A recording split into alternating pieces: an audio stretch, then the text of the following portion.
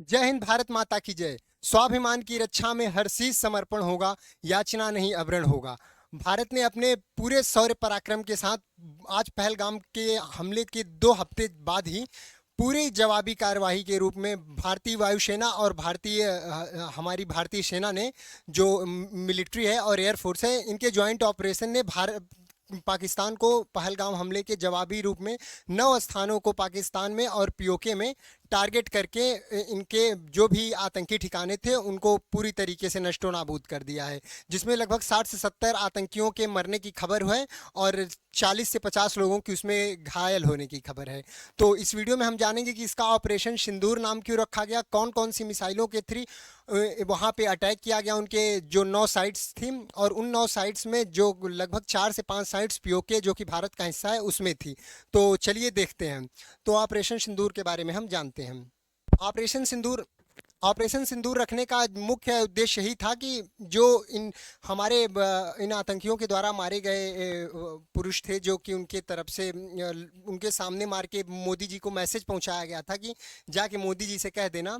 तो फिर ये मोदी जी की ये प्रतिक्रिया है कि ऑपरेशन सिंदूर उनका सुहाग इसी तरीके से लौटेगा, इसी जवाबी हमले से। तो यही मुख्य उद्देश्य था कि ऑपरेशन सिंदूर जिन लोगों का तुमने तो जो हमारी ये डीप स्ट्राइक कैपेबिलिटीज़ हैं वो राफेल के द्वारा दिखाई गई हैं, जो कि अभी रिसेंटली इंडिया ने शोकेस किया था। अभी इसके नेवल वर्जन का भी अप्रूवल मिल गया है इंडिया को और डील साइन हो चुकी है। तो ये राफेल थे, 3 राफेल विमान थे जो कि हैमर मिसाइल्स का यूज कर रहे थे। और ये स्कैल्प मिसाइल है और ये हैमर मिसाइल है। इसको एसएम बोलते हैं और ये स्कैल्प मिसाइल है। तो अब वहाँ पे मेल्ट डाउन, वहाँ की मीडिया का मेल्ट डाउन चालू हो गया है और इस समय बहुत सारी अफवाह भी चल रही हैं। उन चीज़ों पर ज़्यादा भरोसा करने की आवश्यकता नहीं है। देख रहे हैं, सुबह ही सुबह 1 बजे रात को इन लोगों को सूरज दिखा दिया वहाँ पे। एकदम से उजाला हो गया, इन लोगों को लगता है सुबह हो गई पाकिस्तानियों को। देख रहे हैं, एकदम से पूरा उजाला हो गया। ये तो पूरा गाजा बना दिया है, हमको तो ये गाजा लग रहा है ज़्यादा। तो ये जो वो 9 स्थान थे, वो 9 स्थानों का ये लिस्ट है, यहाँ पे आप देख सकते हैं। और ये ऑपरेशन सिंदूर, इसका मुख्य उद्देश्य जो था भारत इसका जो मुख्य उद्देश्य है, भारत का उद्देश्य आतंकी संगठनों जैसे लश्कर ए तैयबा, जैश ए मोहम्मद के ठिकानों को नष्ट करना था, जिस पर पहलगाम हमले की साजिश रचने का आरोप है। ठीक है ना। और जो लक्ष्य स्थल थे हमले में मुजफ्फराबाद, कोटली, बहावलपुर और ये 9 प्रकार के प्रमुख आतंकी स्थान थे। ठिकानों को निशाना बनाया गया। संचालन का जो तरीका था हमारा, वो ऑपरेशन लगभग 23 मिनट तक चला पूरा। और इसमें राफेल लड़ाकू विमान द्वारा स्कैल्प मिसाइल, बताया मैंने, स्कैल्प मिसाइल जो कि एक लॉन्ग रेंज मिसाइल है, लगभग 600 किलोमीटर का इसकी रेंज है, 500 से 600 किलोमीटर की लॉन्ग रेंज मिसाइल है और क्रूज मिसाइल है। ठीक है ना। असम ये शॉर्ट रेंज मिसाइल है और ये स्मार्ट क्रूज मिसाइल्स हैं शॉर्ट रेंज की, असम। ठीक, जो कि दोनों फ्रांस के द्वारा बनाई गई हैं और दोनों ही राफेल विमान में हमारे अभी लगी हुई हैं ये मिसाइलें। ठीक है ना।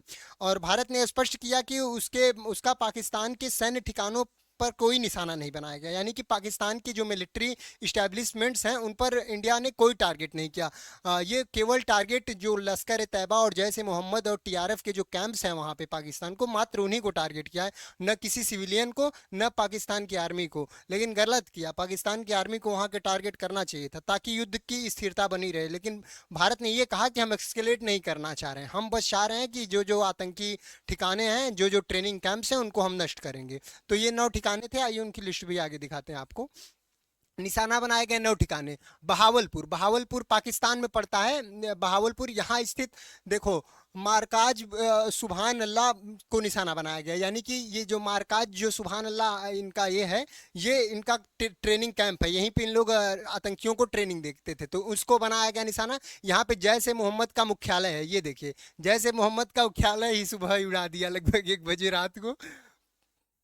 देखो, मुरिदके में ये भी पाकिस्तान में है। लश्कर ए तैयबा का प्रमुख प्रशिक्षण केंद्र, लश्कर ए तैयबा का प्रमुख प्रशिक्षण केंद्र मुरिदके। सियालकोट भी पाकिस्तान में। यहाँ आतंकवादी गतिविधियों से जुड़े ठिकाने, यहाँ पे माइंस वाइंस बनती हैं और क्या कहते हैं, गन उन्स का फैक्ट्री है यहाँ पे सियालकोट में। और ये चाकवाल ये भी पाकिस्तान में पड़ता है। यह स्थान आतंकी गतिविधियों के लिए जाना जाता रहा है। झेलम पाकिस्तान, ये भी वहीं पड़ता है। आतंकी ठिकानों पर हमला किया गया और यहाँ पे जो झेलम पे ये घाटी है, यहाँ पे आतंकवादियों को मतलब छिपने की जगह, यहाँ पे ये लोगों का बसेरा अक्सर देखा जाता था। मुजफ्फराबाद पीओके में पड़ता है, जो कि भारत का हिस्सा है। यह स्थित सयादन बिलावल कैंप, जो कि फिर से एक ये मुजाहिदीनों का ट्रेनिंग दिया जाता था, यहाँ पे फिदाइनों को ट्रेनिंग दिया जाता था, और ये फिदाइन आके भारत में हमला करते थे। जो लश्कर ए तैयबा से जुड़ा हुआ था, यहाँ पे लश्कर ए तैयबा के फिदाइन तैयार किए जाते थे। कोटली में देखो, ये भी पीओके में है, जो कि भारत का हिस्सा है। हिजबुल मुजाहिदीन के यहाँ पे महत्वपूर्ण माना, मतलब कि ये लोग 10-10, 15-15 लोगों को एक जो जितने भी बॉर्डर एरिया थे इंडिया के, उस बॉर्डर एरिया में यहाँ पे मतलब ऐसे कैंप बनाए हैं, यहाँ से लेके पूरा पंजाब राजस्थान तक किनारे किनारे, कि यहाँ पे ट्रेन करेंगे और ऐसे डका देंगे इंडिया में, और यहीं पे हम लोग इन लोगों को अनस्टेबल करेंगे पूरे इंडिया को, ठीक है ना। तो इस तरीके से ये लोग कर रहे थे। जो कोटली है, ये 7वां स्थान हो गया। और ये भीमबर है, भीमबर यह आतंकवादी गतिविधियों से जुड़े ठिकाने पर हमला किया गया।